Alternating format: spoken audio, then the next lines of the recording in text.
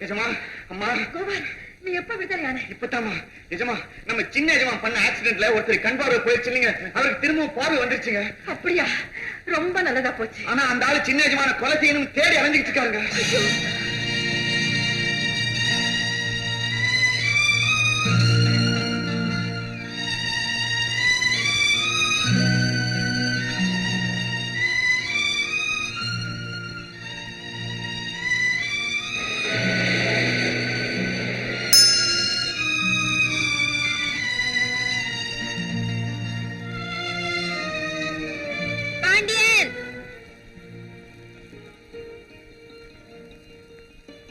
Madam, நீங்க இங்க வந்தீங்க? அதெல்லாம் அப்புறம் சொல்றேன், சீக்கிரம் வாங்க. இல்லம்மா, நான் ஒருத்தர் வர சொல்லியிருக்கேன். நான் இங்க இருந்து வர முடியாது. நான் கூப்பிடுறேன். என்ன மன்னிச்சிடுங்கம்மா. நான் இங்கே இருக்கேன்னு வாக்குறுதி கொடுத்துருக்கேன். மனிதனுடைய நட பேசலாம், ஆனா நாக்கு பேசக்கூடாதம்மா. என்னங்க வர்றவரு உங்களுக்காக கொஞ்ச நேரம் காத்திருக்க மாட்டாரா? கூடாதும்மா, அவரை ரொம்ப நாள் காக்க வச்சுட்டேன். இனிமே நான் தான் அவருக்காக காத்திருக்கணும். என்னங்க இது குழந்தை மாதிரி அடம் பிடிச்சுக்கிட்டு? நான் சொல்ற கேளுங்கம்மா. அவர் வரும்போது நான் இங்க இல்லைன்னா நான் அவர் ஏமாத்தி ஓடிட்டான்னு நினைப்பாருமா. நான் இத்தனை நாள் பட்ட பாடெல்லாம் வீணா போயிடுமே. ஐயோ, விஷயம் தெரியாம பேசிட்டு இருக்கீங்களே. என்னது? ஊர்ல இருந்து வந்திருந்தாங்கல்ல எங்க அத்தை. ஆமா, அவங்கதான். நீங்க நெஞ்சு வலின்னு சொன்ன போது கூட உங்களை அன்போட விசாரிச்சாங்களே. என்ன உனக்கு? ரொம்ப ஆபத்தான நிலைமை. உங்களை பார்த்ததுல இருந்து உங்களை பத்தியே நினைச்சிட்டு இருக்காங்க. நீங்க வரலன்னா அவங்க உயிரே போயிடும். ஏம்மா, என்ன இவ்வளவு சோதனைக்கு ஆளாக்கிட்டீங்களே. உங்களை கும்பிடுறேன். அந்த கார்ல போறவன் அவன் தானே உனக்கு வேணும்? யாரு? சீக்கிரம் சீக்கிரம். மேம், இது உங்க வீட்டுக்கு போற பாதை இல்ல, தவறான பாதையில போயிட்டு இருக்கீங்க. இல்ல இல்ல, நான் சரியான பாதையில தான் போயிட்டு இருக்கேன். ஆக உங்க அத்தைக்கு உடம்பு சரியில்லைன்னு சொல்லல? அவங்களுக்கு என்ன, அவங்க குத்துக்கல்லு மாதிரி உட்கார்ந்துட்டு இருக்காங்க. அப்பா, அப்ப நான் வரேன். இருங்க இருங்க இருங்க.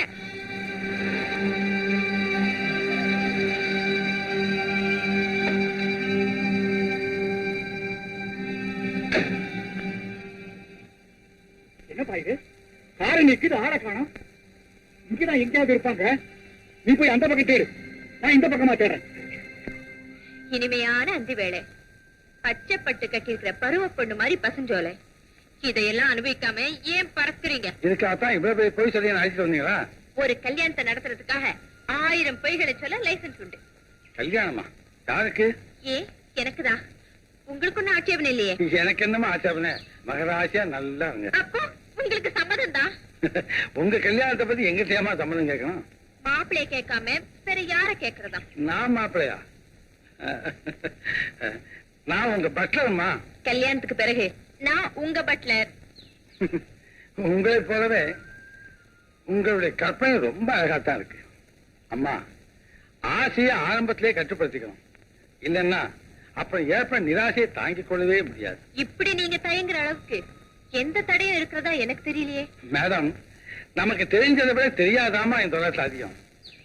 நீங்க ஆசையை மட்டும் நினைக்கிறீங்க, நான் நம்ம 2 பேரோட நிலைமை நினைக்கிறேன். மேடம், வாழ்க்கையில சிலருக்கு தியாகம் செய்யற சந்தர்ப்பங்கள் ஏற்படுறது உண்டு. ஆனா என்ன பொறுத்த வரைக்கும் தியாகமே வாழ்க்கை அமைஞ்சிருச்சு.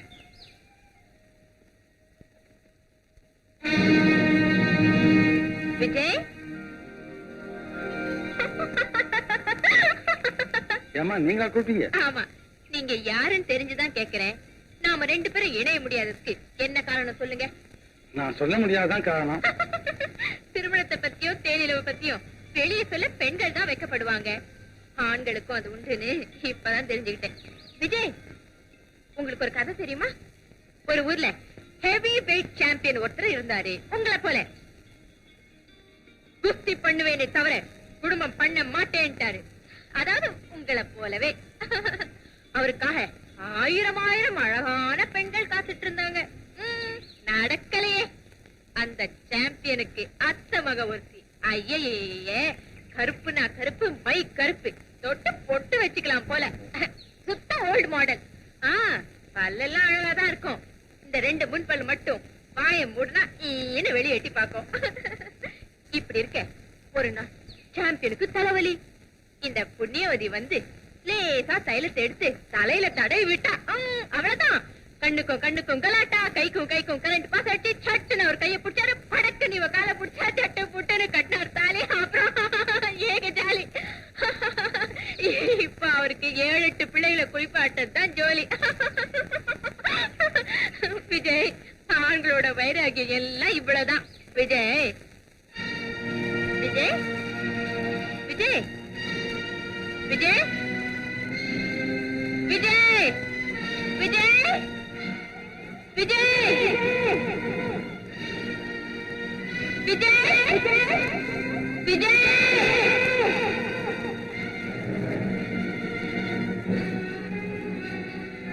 விஜய் விஜய்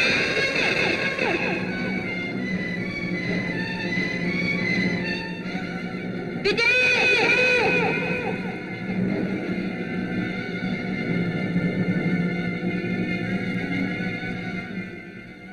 சின்னையா,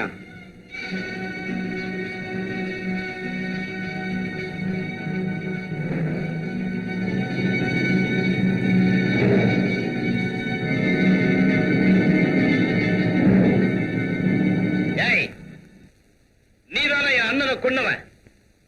ஆமா, உன்னை இங்க வர சொன்னவனும் நான் தான்.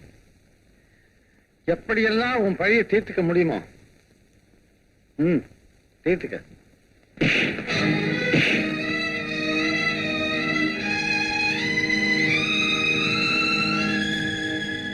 ஒரு பாவம் அறியாத என் அண்ணிய விதவையாக்கிட்டியான பாவி. உன்ன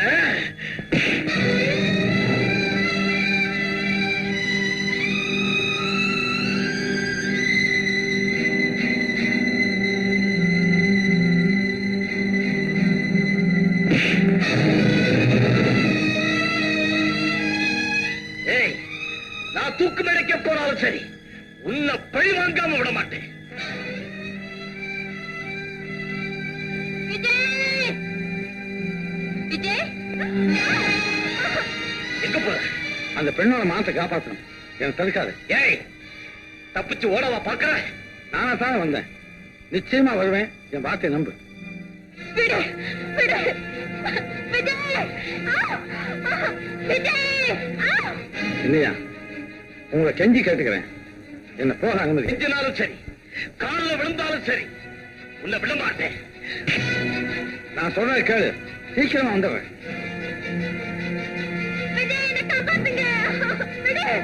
சின்னையா, என்ன தடுக்காதே. நான் ஒண்ணு முட்டாள் இல்ல உன்னை ஓட விடுறதுக்கு. சின்னையா, நம் கண் முன்னால ஒரு பெண்ணை பலவந்தமா எடுத்துட்டு போறான். அவன் மானத்தை காப்பாற்ற வேண்டாமா? விடு என்ன. முடியாது.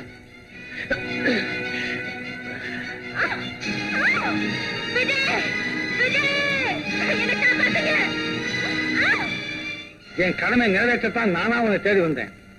அந்த பெண்ணோட மானத்தை காப்பாற்ற வேண்டியது என் கடமை. அதை நான் நிறைவேற்றி தீருவேன். என்ன விடு. விடமாட்டேன். விடமாட்டேன். உன்னை உயிரோட விடமாட்டேன்.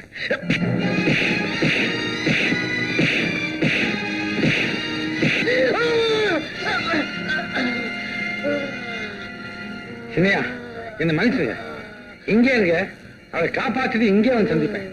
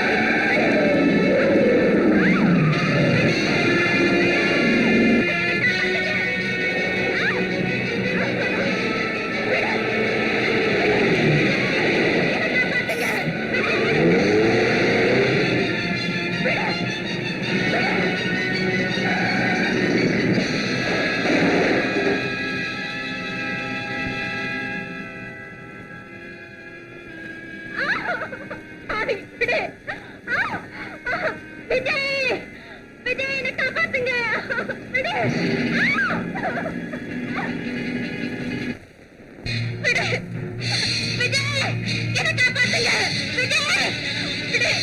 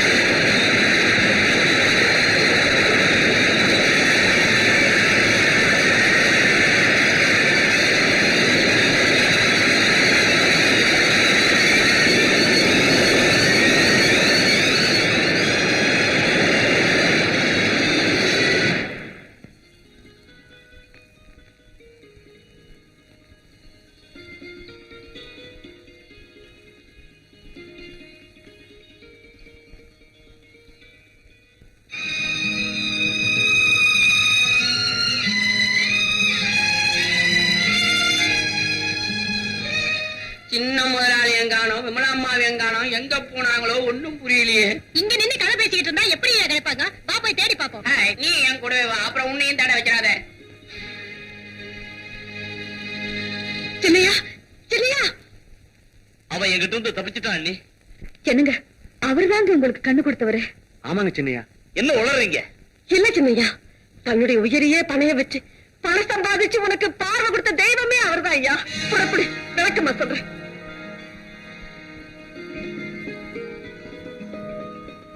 விமலா, விமலா, அண்ணா என்னண்ணே? ஐயோ, அம்மாவுக்கு என்னங்க? ஒண்ணுமில்லம்மா, பயப்படாத. கொஞ்சம் அதிர்ச்சி, அவ்வளவுதான். சீக்கிரம் குணமாயிடும். அண்ணே, நீங்க யாருங்கிறத எல்லாரும் புரிஞ்சுக்கிட்டாங்கண்ணே. உங்களை தேடிதானே உங்க அப்பா அம்மா வந்துகிட்டு இருக்காங்க. இல்ல இல்ல, எனக்கு ரொம்ப அவசியம். அண்ணே, உங்களை பார்த்ததுக்கு அப்புறமா எப்படிண்ணே விட்டுட்டு போக முடியும்? உங்களை தேடிக்கத்தானே நாங்க 2 பேரும் அலால. சொல்றத கேளு. நான் ஒரு முக்கியமான ஆளை சந்திச்சாகணும். அப்படி ஒரு வேளை சந்திக்க முடியாம போயிட்டா நான் போலீஸுக்கு போய் தகவல் கொடுக்கணும். விமலாவுக்கு மயக்கம் தெரிஞ்சு நான் எங்கேன்னு கேட்டா விமலாவுக்கு மட்டும்தான் இது சொல்லணும். வேற யாருக்கும் சொல்லக்கூடாது. ருக்மணி, விமலாவை ஜாக்கிரதையா வீட்டுல ஒண்ணு சேர்த்துரு. டாக்டர் போன் பண்ணு. நான் வரேன். சரிங்க ஐயா.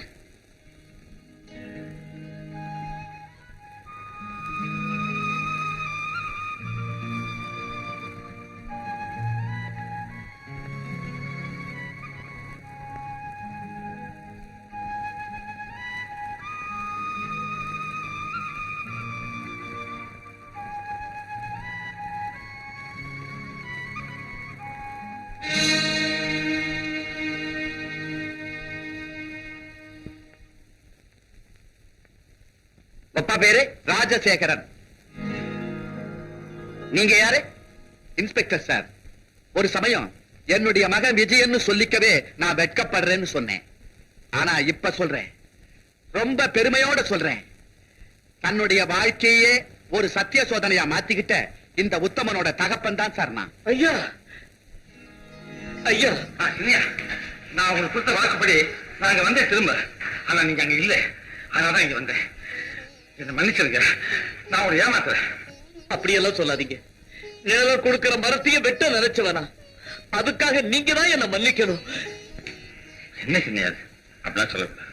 ஒரு மனுஷன் எண்ணத்தால எவ்வளவு உயர முடியுங்கிறதுக்கு நீங்க உதாரணங்க. அதே மனுஷன் எவ்வளவு அடிமட்டத்துக்கு போக முடியுங்கிறதுக்கு எங்க தம்பி உதாரணம் ஆயிட்டான். ஐயா, எங்க சின்னையாவுக்கு நீங்க கண் கொடுத்த தெய்வம். என் மானத்தை காப்பாத்துன சகோதரர். நீங்க நல்லா இருக்கணுங்க. நீங்க நல்லா இருக்கணும். ஆமா சின்னேஜமா, நீங்க நல்லா இருக்கணும். எங்க ஈஸ்வரிக்கு வாழ்வு தந்த வள்ளலாச்சுங்களே. விஜய், நீ நிரபராதின்னு எல்லாரும் மனப்பூர்வமா சொல்றாங்க. எழுதி கொடுத்தது திருப்பி வாங்கிக்க. அம்மா, விஜய், இப்பவாவது நான் சொல்றது கேளப்பா. ஆமா விஜய், வீணா உங்களை நீங்களே ஏன் தண்டிச்சுக்கிறீங்க? ஆமா விஜய். அம்மா, நான் நீதியை என் உயிரான் நினைக்கிறேன். அப்படி நினைக்கிறவங்களைத்தான் நான் மதிக்கிறேன்.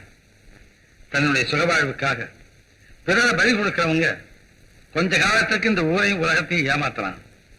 ஆனா என்னைக்காவது ஒரு நாள் இந்த சமூகத்தினுடைய பயங்கரமான தண்டனைக்கு அவங்க ஆளாக்கியே தீரணும். எவ்வளவு உயர்ந்த இடத்துல உள்ளவங்களா இருந்தாலும் நிச்சயமா நீதிக்கு தலைவணங்கே தீரணும்மா.